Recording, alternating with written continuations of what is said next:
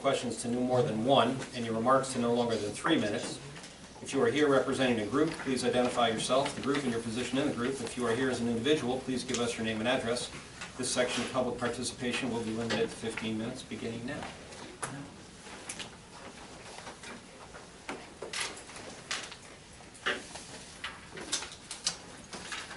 No questions?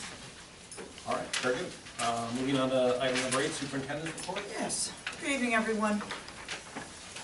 Just one announcement this evening and then hopefully an introduction. Schools that take part in the Big North Conference are awarded and honored with a sportsmanship banner for being disqualification and ejection free for all 3 sports seasons during the interscholastic athletic year. There are 41 Big North member schools. 19 of those Big North member schools received this award, again for being disqualification and ejection free in all 3 sports seasons. We are proud to report that Mahwah High School is one of those recipients of the sportsmanship banner, so a big congratulations. And it's a sincere congratulations from all of us. It's not only extended to our athletes and our coaches, but also to our athletic director, Roger Pelletier, who holds very high expectations for his coaches and our athletes. So congratulations, we wanted to let you know about that. With that said, I'd like to introduce Ms. Shelley Dansky, who is here. She is the Bergen County School Board's president, and she's in the process of visiting a number of school board meetings. And we're glad to make it on your list, so I'll turn the floor over to you. I come here by way of invitation, so thank you for inviting me. Thank you very much for inviting me. You're welcome. I welcome. Thank you. So, as Lauren said, I'm the president of Bergen County School Boards Association. I'm on the River Edge Board of Education, so not that far away. I've been on that board for going on 25 years, and I have served in a number of capacities there, and now in Bergen County, and I also serve on a number of committees on the state level. So I'm visiting districts throughout Bergen. Bergen has the most districts, as you probably know. 77, 78, I never know. I check day to day, because sometimes districts come in and out of existence or they merge or so forth, but about 77 districts total, and I've been through about half of them at this point. And it's been a very interesting road trip because I've learned a lot. And so I just will take a few minutes and explain what's happening and what's coming up for Bergen County School Boards Association and therefore for all of you. And then I hope that you will give me some feedback, either this evening or at some time in the future. So, and I'll tell you where to reach me and all of that in a moment. But we have 5 meetings a year, as you may or may not know. I know that you are always well represented because Mr. Winterkowitz comes to those meetings and also serves on our executive committee and is a past president of Bergen County School Boards Association. And I'm sure other members of your organization here attend meetings as well. I also, let me give a plug for the Delegate Assembly. I know you participate in that as well. Let me tell you, it's extremely important that you continue to participate. Unfortunately, Bergen has very poor participation in the Delegate Assembly. If we had better participation, we could literally pass anything that we brought forth. But Bergen tends not to have wonderful representation at the Delegate Assembly. Of the 77 districts in Bergen, only 23 were present at the last Delegate Assembly. So that's disappointing, and we're trying our best to get more people to participate, and that's part of my road trip as well, is to get people to understand the Delegate Assembly and how important it is to participate, because it's the voting body for your state organization, and it gives that state organization direction for legislative input as well as many other things. And if districts don't participate, then you're really losing that vote and that voice. So that's my plug for Delegate Assembly. So let me tell you what's coming up in Bergen. Next year we do have our 5 meetings scheduled and planned. And actually you'll be getting an email from me within the next week or so that outlines this as well with the exact dates. But in September we're doing a meeting jointly with Passaic County School Boards Association on negotiations. And negotiations specific to the northern part of the state, because it does differ from other parts of the state. So there will be a meeting on negotiations in September jointly with Passaic. In December, we're going to do some breakout sessions, and since in schools we do differentiated instruction, we're gonna do some differentiated instruction with board members as well, and we'll have some things for new board members, some things for experienced board members, in a number of topics. But we're gonna break that out so that people with different levels of experience can have different opportunities at that meeting, and that will be a number of topics, a variety of topics. In February, we're doing a really interesting meeting, and Lauren's very intimately involved in this, so she can update you as we go along, but there was a really successful meeting held in your district on school safety. It was a Bergen County meeting that you sponsored here. It was one of the best received programs that we've ever done, and we thank you for hosting that. And as a follow-up to that, we are doing a program on mental health in schools, and we're doing it jointly with the Administrators Association of Bergen County. And since your superintendent serves as president of that organization currently, she and I are working together to develop this program. I think it will be a very exciting program. We have sponsorship in the works, and we expect to have good sponsorship, and we expect to have a lot of attendance at that meeting. And that subject matter grew out of me visiting districts and a lot of interest from districts to have a follow-up to that very successful meeting that you hosted here. So that will be in February. In March is our advocacy meeting, where we invite legislators to come and speak with us. We specifically don't do that in the fall because we don't want to be just another campaign stop. So we do it in the spring.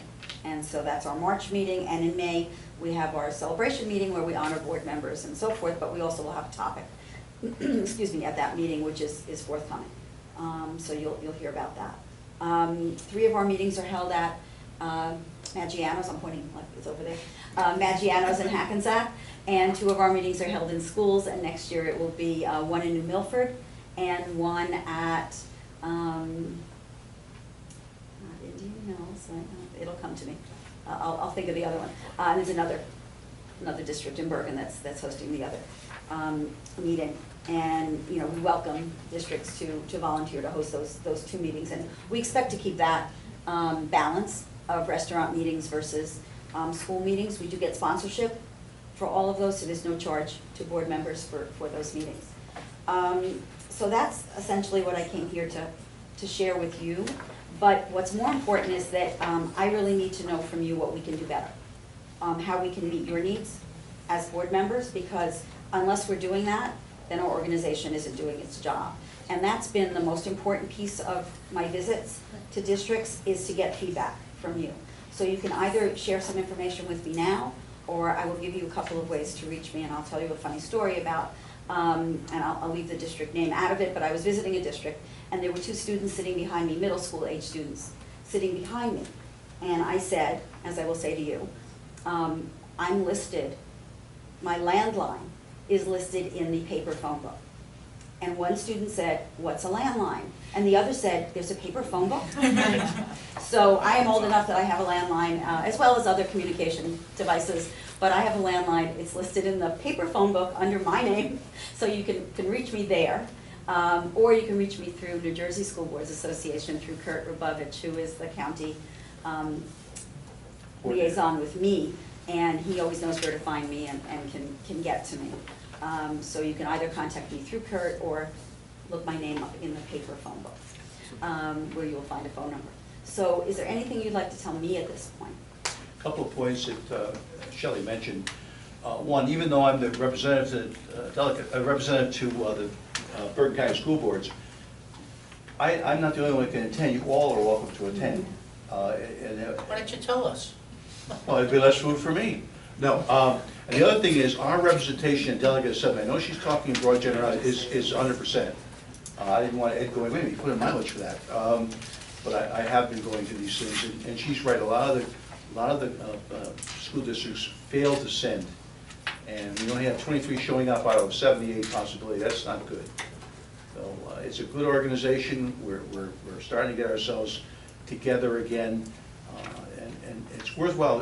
Rick's been there, and I know Susanna's been there, and it's business, and it's good. It's good to network. Just to sort of stimulate feedback back to you, can you share what sorts of things you're hearing based on your visits? I'm hearing some things regarding training. And so training, if you've been on the board for a period of time, you know that training used to happen. There used to be a lot of weekend trainings. There used to be a lot of trainings that required either an overnight stay. On cue. It's true. Overnight stays or other kinds of things that then, as the law changed, became difficult. And so the trainings were offered online or locally as a one-day training, things like that. Well, we have brought back the overnight, the weekend trainings for new board members, other trainings that require that there be some cost, but the cost has again been picked up by sponsorship. The feedback I am hearing from districts is that they are very, very happy to have those trainings back. Because there's kind of a gap, and I'm not sure how long each of you has served on the board, but for those of you who served a long time, then you had the opportunity to do those trainings.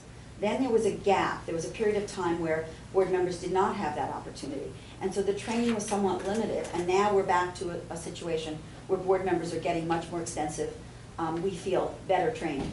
And so this kind of, there is that gap in between where board members who have served, say, I'm going to say 4 to 6 years maybe, or in that range, sort of had a gap in the availability of really quality, high quality training. Okay. And so we're hearing that people are very happy to have that training back. They're happy to have the opportunities for that. You getting anything from boards about state and the Department of Education, making announcements earlier on healthcare premiums or state aid, anything like that? I'm not hearing a lot about that from local boards. What I am hearing, one of the things I am hearing, and one of the things we're looking at, we have an ad hoc committee studying the effect of moving the election to November, so we are researching that. Okay. We've done a survey, and we also will do, and you should have received some survey information in terms of participating in that survey. But we're going to do some follow-up information, because again, we didn't receive as much participation as we feel we would like before we create a report on that. But there are concerns. There are definitely concerns among some districts in terms of the impact that has had. Those are the two primary trends. Okay.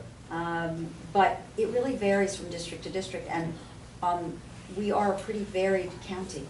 Mm-hmm. We're not a homogeneous county in any way. And so as I visit districts, individual needs and individual concerns really vary. Okay. So, I mean, you're a larger district. I serve on a small district. So, the concerns are similar in many ways and different. So, do you have anything you'd like to share at this time, or you want to think about it? We could probably distribute some thoughts and circulate it around, give it back to Peter so he can bring it. That would be great. Earlier communication out of the state Department of Education, a Yeah. little bit more lead time to plan, a little bit more lead time to adjust would certainly be. I helpful. wish that we had control over that. Yeah, no, I understand. No, I understand you don't. But I think that that's important because I can, as an organization, we can pass that information to the state organization. Yeah. And our governmental affairs department can then address that. Okay. So I think that's, and I can take notes because by the time I get home, I won't remember what we talked about. So I do take notes and I will record that and I will pass that information along to the state. Anybody else have Anything suggestions else? or questions? Thanks, Sean. Oh, you're welcome. Thanks And very much for. You're very welcome. Thank you for inviting me accepting our and invitation. have a great Yes. summer. Thank you. Thank you. You're welcome.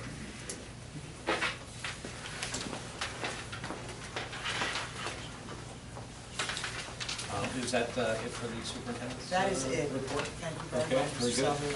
Going to move on to update on open issues. I don't think we have any pending that I'm aware of right now, so we'll move on to item 10, status reports on programs, projects, personnel. Is there anything, Dennis, that want to alert us? Hi. This is his first one. Oh, this is the first one? It's crazy. So let me try to do that better then. So for his first personnel Okay. update. Right now, I'm working on becoming acclimated to all the procedures here. And we are tying up loose ends with regards to hiring of paras as well as the filling of leave replacements. We have a few positions left. We should have those filled in the next week or 2 weeks. That's the goal. That's it. Thank you. Thank you. Training. Brevity. Beautiful. Ed, facilities and finance? Just the audit started on Monday, and so will hopefully be wrapped up by next Monday is their goal. And so a preliminary report, hopefully it'll be in by September. I probably get everything else in, but the bulk of the work will be done this week. Okay, good. As far as board committee reports go, I don't have anything from Trish on instructional special education. No, okay. Finance, John? Okay. Doug, policy? Okay, Suzanne, DR? Yes, one short note, thank you to Dr. Schoen for preparing a newsletter. The committee will review it and it should go out shortly. Great, good. Executive, want to talk about the results from the survey, or just alert people to the fact that you distributed? I actually wanted to talk about that. I did give everyone a synopsis of our board self-evaluation. And I really think that we need to look at it. I would ask that you look at it, make any notes, and I think we should discuss it at the next meeting. I think we need time to actually look at it and really absorb what you think it means. Because I think there are some items in here that warrant some discussion. All right. We get that on the next agenda under executive room? Good. Negotiations, I have nothing to report. Schools Foundation, Suzanne? Okay. And I don't think there's anything on AFJ. Okay, great. Facilities has nothing. Facility says nothing. I was saving the best for last, Pete. Okay, moving on to item 13, board member remarks. Okay, 14, let's do old business. Have a motion to move 14A, the minutes. Thank you, John. Thank you, Doug. And let's roll call. Vote. 14A, Mr. De Silva? Yes. Mr. Dolan? Yes. Mr. Ebenetti? Abstain. Mr. Wojciechowicz? Yes. Mrs. Curry? Yes. Mr. D'Angelo? Yes. Mrs. Davis? Yes. And Mr. Salverini? Yes. Okay, next item, 15, new business. I'm going to move 15A through the end of 15, which is K. Motion from Peter, second from Chris. Thank you. I have a question. Yes, sir. I noticed there was a list of price increases, and I know we have no say in the matter, but did they give rationale at all for those increases? They weren't substantial, but they were increases. Which item? Pomptonian's, it's on the agenda, isn't it? It's renewal of Pomptonian's J. Yeah, I believe it's a 1% increase. And basically, this, I had sent a memo off to somebody had a question from the board. This is, food service and transportation are highly regulated by the state. I made the comment, every word on this resolution has to be in there, or they'll send it back to us. So it's very, very, very tightly regulated, besides, of course, all the audits that go on. So it's not just Pomptonian increasing it, but it's the state of food increase. Well, I mean, they're like all organizations, they can increase, but their increase is highly circumscribed. Any other questions or comments on that item? Okay. Ready to vote? Roll call? 15A through K, Mr. De Silva? Yes. Mr. Dolan? Yes. Mr. Ebenetti? Yes. Mr. Wojciechowicz? Yes. Mrs. Curry? Yes. Mr. D'Angelo? Yes. Mrs. Davis? Yes. And Mr. Salverini? Yes. Next item, I'm going to move new business, A through L. Largely appointments, all that stuff. Motion from John, thank you. Motion from Chris, thank you.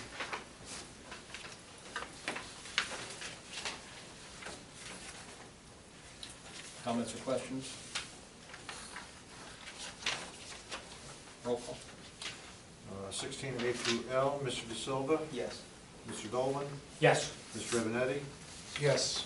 Mr. Wojciechowicz? Yes. Mrs. Curry? Yes. Mr. D'Angelo? Yes. Mrs. Davis? Yes. And Mr. Salverini? Yes. Item 17, public questions or comment. Note this section of public participation will be limited to 15 minutes. Yes, ma'am. Hi, Sue Dorset, President of the Mahwah Educational Association. I was just wondering the cost for the contract for substitute teachers.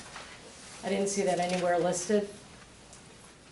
Do we have a cost and how much that costs the Yeah, that districts would- to have that- source for teachers? This is an addendum to the contract, so basically, I think what you're asking is, there's approximately a $45 per day charge. That incorporates all taxes, all management fees, anything on top of the $95 that the substitute teacher is paid. Yeah, my question is, how much does it cost the district to have source for teachers to use that service? For all the subs, off the top of my head, for this year, in the neighborhood of 400,000.